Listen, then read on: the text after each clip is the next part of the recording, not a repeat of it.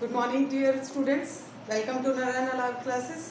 आज हम लोग अपना अगला असाइनमेंट करेंगे जो है हमारे स्पर्श पुस्तक के गद्य खंड से बड़े भाई साहब, जिसमें हम लोग कवर करेंगे लेखक परिचय और पाठ का प्रथम कुछ अंश। ओके, तो चलिए शुरू करते हैं। हमारा पहला प्रश्न है, धनपत राय ने उर्दू में किस नाम से लेखन कार्य किया। अब आप कहेंगे धनपत राय, बात हो रही है मुंशी प्रेमचंद जी की। धनपत राय कहाँ से आ गए? तो मुंशी प्रेमचंद जी का वास्तविक नाम क्या था? धनपत राय।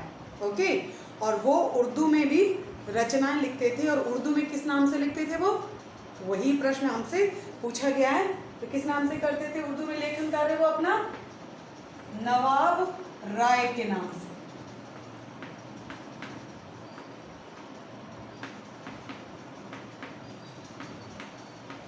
ओके, चलिए अगला प्रश्न देखते हैं।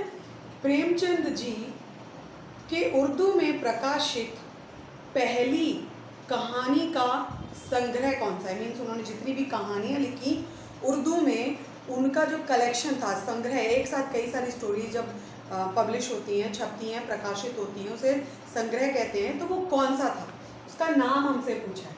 जो पहला छपा था उर्दू कहानी संग्रह, क्या नाम था उसका?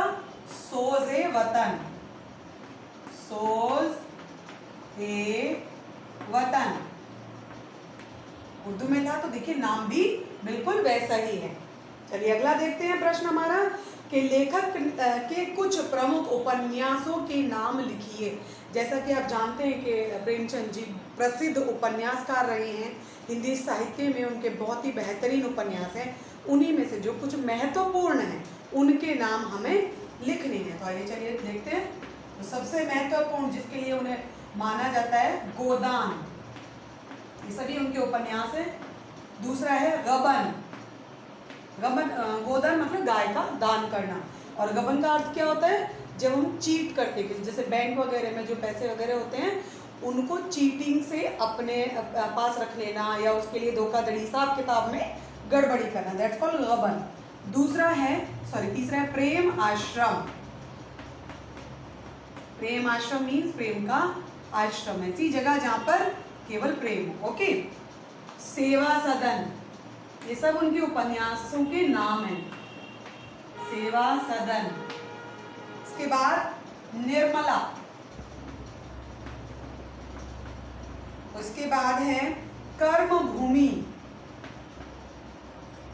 कर्म भूमि कि हमारी वास्तविक जीवन में हमें किसको, जैसे हम अपनी जन्मभूमि को महत्व देते हैं, ऐसी कर्म भूमि को भी महत्व देना चाहिए, उसी पर आधारित है। उसके बाद है रंग भूमि।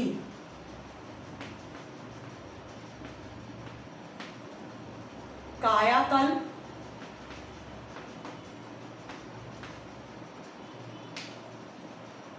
प्रतिज्ञा। और लास्ट हम लोग ले लेते हैं मंगलसूत्र। ओके,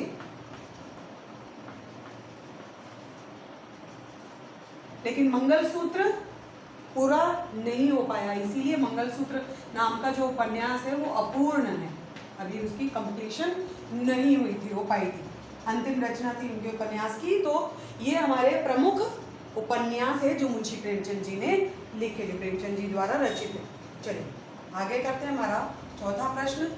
अब देखते हैं कितने बेहतरीन, उन्होंने जितने भी विषय चुने वो बहुत ही अलग थे और लोगों के जीवन से संबंधित थे। और कहीं ना कहीं जब हम उपन्यासों को पढ़ते हैं हमें बहुत कुछ उनसे सीखने को मिलता है। और सभी उपन्यास, सिर्फ उपन्यास ही क्यों, मैं तो कहूँगी प्रेमचंद जी की जितनी भी कहानियाँ भी है वो लोगों के जीवन से ही प्रेरित है। चलिए अगला प्रश्न देखते हैं कि जो बड़े भाई साहब हैं उसमें छोटे भाई की शालीनता किस में थी, पूछा गया। छोटे भाई साहब कौन है? प्रेमचंद जी, क्योंकि उन्होंने ही अपने बड़े भाई साहब के बारे में पाठ में वर्णन किया है। तो उसी से पूछा गया कि आखिरकार छोटा भाई जो है उसमें उसकी शालीनता, शिष्टाचार किस में, मैनर्स जिसे हम बोलते हैं, वो किस बात में थी? देखते हैं उसका आंसर। छोटे भाई की शालीनता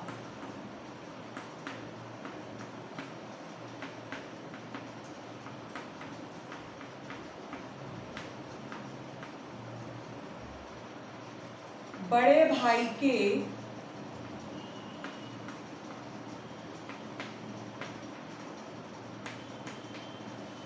हुक्म को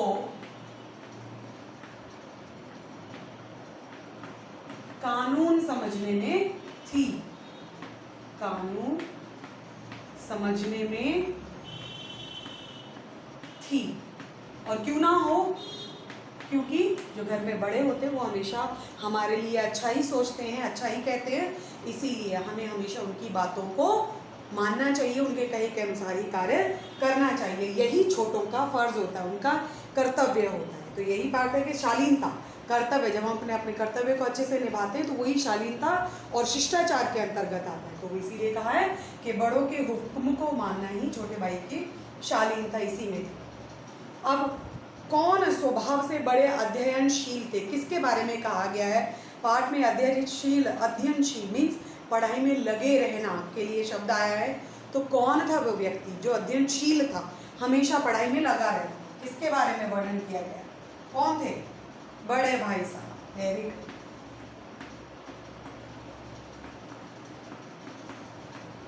हमेशा पुस्तकों में लगे रहते थे, पढ़ाई में लगे रहते थे। ओके, चलिए अभी पाठ में से एक मुहावरा लिया गया जिसका प्रयोग मुंशी प्रेमचंद जी बहुत अच्छे तरीके से मुहावरों का प्रयोग करते थे अपनी रचनाओं में। तो उन्होंने इस पाठ में भी कई मुहावरों का प्रयोग किया। उन्हीं में से एक है छोटा मुंह बड़ी बात। तो इस मुहावरे का अर्थ हमसे पूछा है, तो क्या होता है?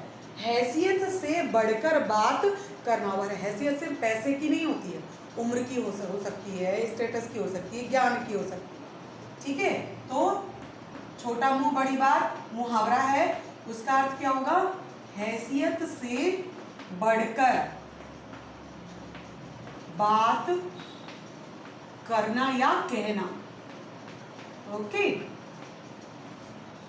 फॉर एग्जाम्पल, अगर छोटा भाई बड़े को कुछ समझाए, कुछ बात कहे, कुछ निर्देश दे, तो ये तो छोटा मुंह बड़ी बात है ना, क्योंकि उनको अधिकार नहीं है कि वो बड़े को निर्देश दे, तो वो तो छोटा मुंह बड़ी बात हो जाएगी। ठीक, चलिए अगला देखते हैं। हमारा 7वां प्रश्न है कि बड़े भाई साहब किस कला में निपुण थे? और जैसा कि आप सभी जानते हैं कि बड़े भाई साहब जो हैं वो हमेशा छोटे भाई को, जब भी उन कोई भी शरारत करते या कोई भी उन्हें गलत काम ऐसा लगता कि वो पढ़ाई पर ध्यान ना देकर दर की बातों में ध्यान देते हैं, तो आपने पूरे पाठ में वो उन्हें उपदेश देते रहे हैं। और सिर्फ उपदेश ही नहीं दिया, उसको प्रूव भी किया, साबित भी किया उदाहरण देकर। तो वो अब किस कला में निपुण हुए? बड़े भाई साहब किस कला में निपुण हुए? उपदेश देने की कला में। ओके, तो बड़े भाई साहब कौन सी कला में निपुण थे? उपदेश देने की कला में।